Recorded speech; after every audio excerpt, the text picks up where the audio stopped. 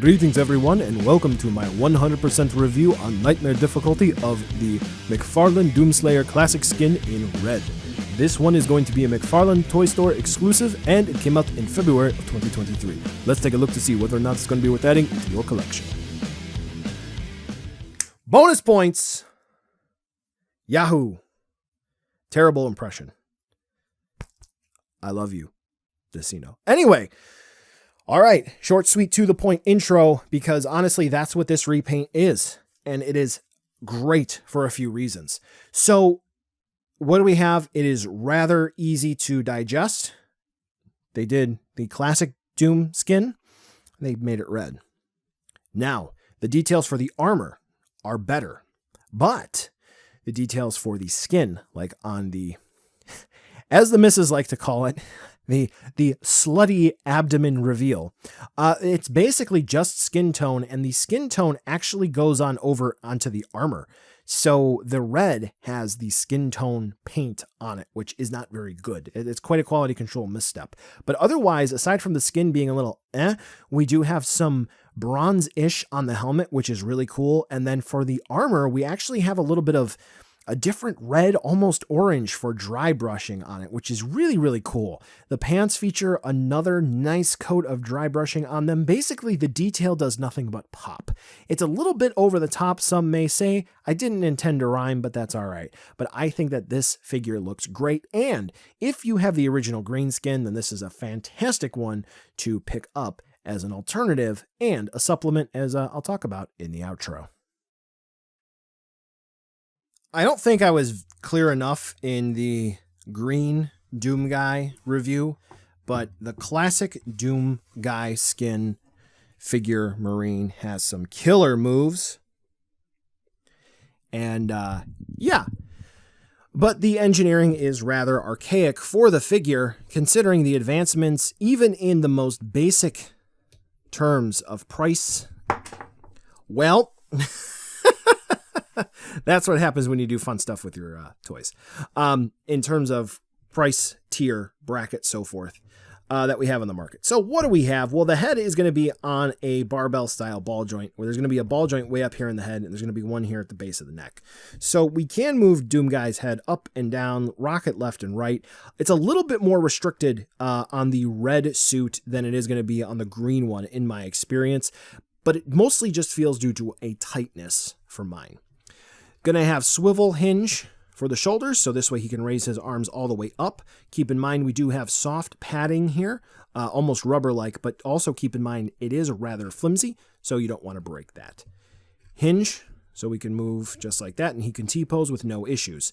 No true bicep swivel, but we do have a single hinge at the elbow, which does feature a little bit of a swivel, but because of this piece of sculpt right there at the bicep, that may rub into the forearm, and you don't want that to happen, so keep that in mind. For the wrist, we do have a swivel and a hinge, so this way we can move the hand like so. Same for the other arm. Dedicated ab crunch on a ball joint with fantastic range of movement about that far back, that far down, rock left and right, and then a waist joint as well, which is going to be a ball joint, which provides some rocking and movement. We do have hip joints, swivel about that far forward and back, hinge pretty much completely out to the side. This one did not pop off, no looseness whatsoever. For what I'm talking about, see my original Doomguy skin review. Dedicated thigh swivels, single hinge knees, which do feature a swivel. This one likes to move easier at the boot cut. Then for the ankles, we are going to have hinges with ankle rocker movement and a little bit of swivel for where the hinge does plug up into the leg. The equipment launcher is on a ball joint, technically where it plugs into the back, I think. At least that's what it kind of looks like under the hood, but it just basically gives you swivel movement along with a hinge up and down, and then for sure a ball joint for the actual launcher in and of itself, where we do have the frag, ice bomb, and flame belch, and that's going to be it for the articulation. So the exact same as the green Doomguy skin. Now for accessories, we are going to get the same round disc Doom base that goes on the foot. Where is it at? Of course, I prepared really well for this review. You know what it looks like. All right. Cool. I lost it. Doomblade can pop off with ease. Use heat if it does not want to for some reason. And you've already seen the super shotgun, but here's going to be a pic of it.